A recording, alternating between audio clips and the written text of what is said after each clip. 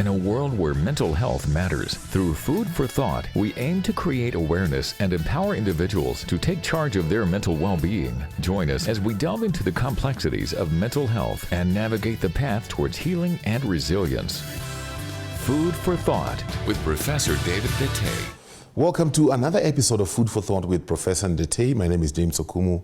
Over the next couple of weeks, we are looking at gender-based violence. This is the third episode in this series, in case you didn't watch episode number 1 and 2, where we defined what gender-based violence is, and then last week we talked about emotional abuse and physical abuse. You can find those recordings on our YouTube page. Look for Family Media on YouTube, or better still, download the Family Media app from the Google Play Store, and you will be able to find those recordings amongst others of great content on mental health. Professor, how are you doing? I'm doing good. Great. So last week we talked about emotional abuse, and we also looked into physical abuse. Let's talk a bit about sexual abuse. Yeah. Sexual abuse, I find it's a very touchy subject, very emotive. And sometimes, let me begin by looking at it from a man's perspective. I find that sometimes it can be a bit unfair to the men in this manner, that whenever a woman claims they were sexually abused, the man is presumed guilty, no matter what. Hizo zingine tutajulia huko mbele. I've had issues where, in fact, a friend of mine was telling me how a pastor friend of his is in one of the prisons in the country, and simply because he was set up, and I don't know the details, but apparently he was accused of raping a minor.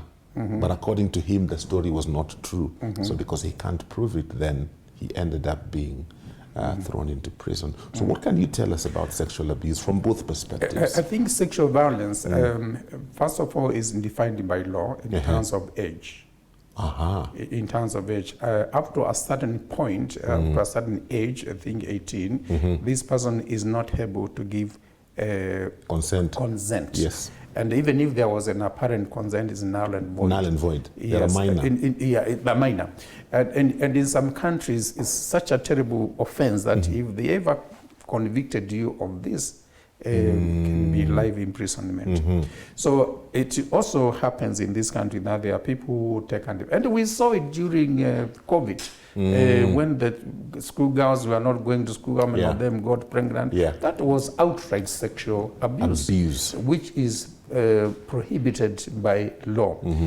But sexual abuse in a situation where people are supposed to have ongoing sexual relationship, I think the defining line is whether there is a mutual consent. That it is not coerced. The other one is both of them have a mutual consent that it should happen. And if it happens in the absence of that consent, then it can be regarded by definition as sexual abuse. So basically, that's what it is. It can take very many different forms. It can be physically enforced. It can be through coercion. It can be through blackmail and things like that. The bottom line is it is happening when there is no mutual consent.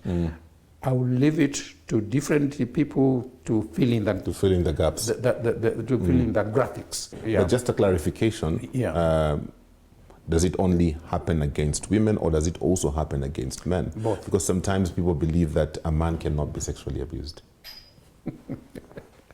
Well, I've sat in forums where people ask, how? What do you mean? You make me laugh. And the reason why I'm laughing is because there's a story. I think it originated from Jenga Karume some time back.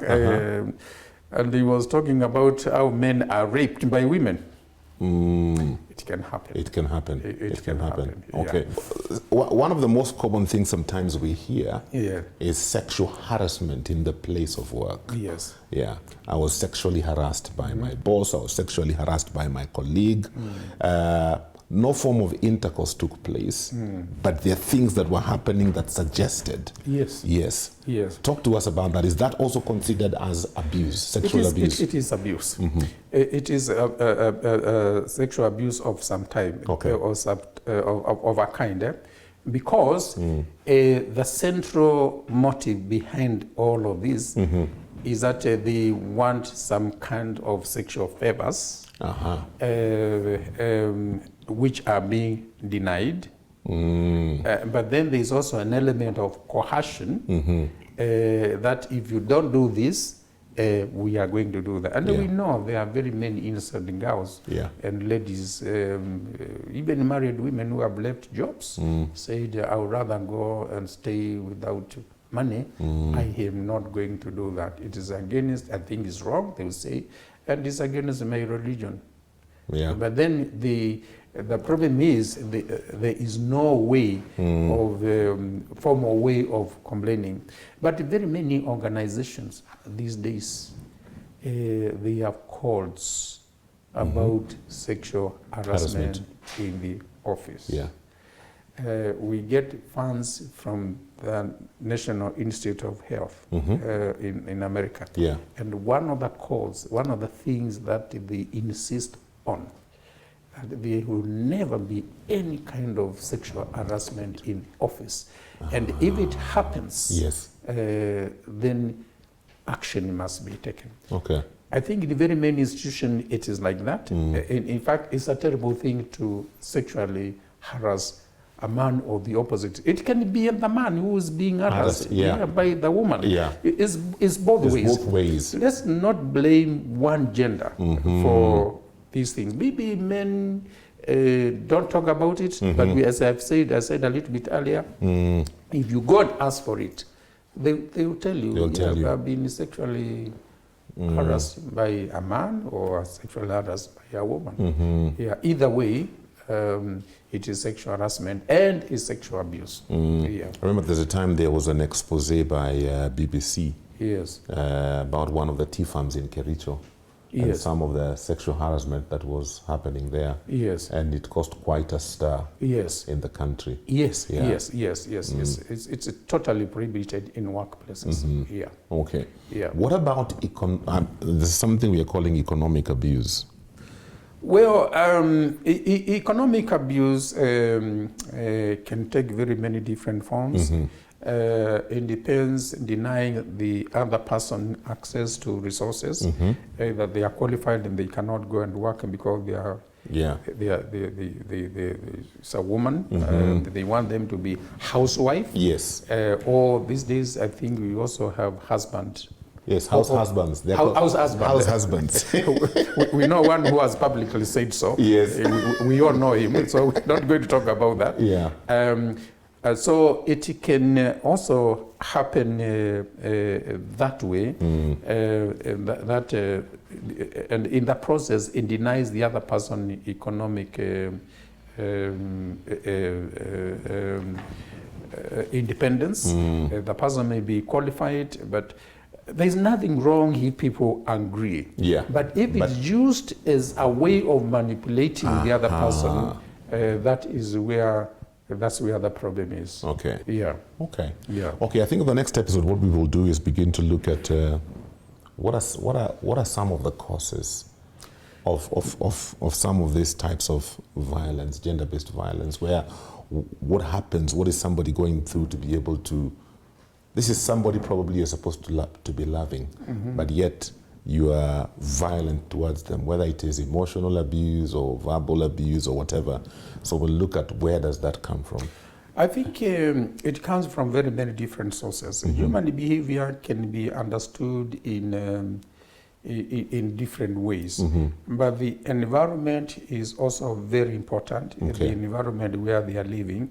But the final pathway in which this behavior finds its expression is usually in the context of an ongoing mental health issue.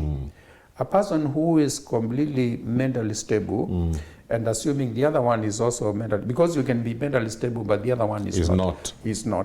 I think the best thing is that, as I said, if you have that kind of situation, find a way of getting these people to talk, to understand each other, to increase communication, so that you can come to a situation where the two are putting each the person, say the woman is putting herself in the shoes of a man, or the man in the shoes of the woman, so that they can see the world the way they see it. If you do it that way, you will discover within a very short time that most of these situations can be very, very easily resolved. It's very difficult to find a situation where you do all of this, you follow these procedures, you get everybody to talk, and somebody says, I'm still going. I'm still going, I cannot have this kind of, that relation cannot continue. I think it's only in a very small percentage. I don't know what percentage, but we are talking about maybe 10%, where there's nothing you can do, whatever you do. And more often that, if that happens, is because there is another factor outside the family that is the driving force. Is there another relationship that is going on? Is there family issue that cannot be resolved? But when it comes to one-on-one basis between a man and a wife, and there are no other external forces, you'll be surprised that once you take that kind of approach, you find an amicable solution. So there is hope. For those people who are listening, who may be going through this same process. I am not saying you go and see a psychiatrist. I am not saying you go and see a psychologist. Can you go and see your pastor? Talk to somebody. Talk to somebody. And who is more appropriate than a pastor? Or a very good friend, or somebody who is who you can trust, who you can mutually trust. But I've also found that in this place, family friends are so powerful and very useful in finding some common grounds. Very true. So don't stay with it. Go and talk to somebody trustworthy. Very true. Yes.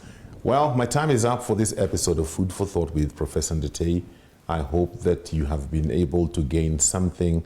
On the next episode, we'll continue to look at some of the causes and then also the effects, and then eventually we will look at solutions that are available. If you have any thoughts, any questions, any feedback, please send it via our SMS line on 20316 or WhatsApp on 0786 316 316. Until next week, do have a good day and God bless you.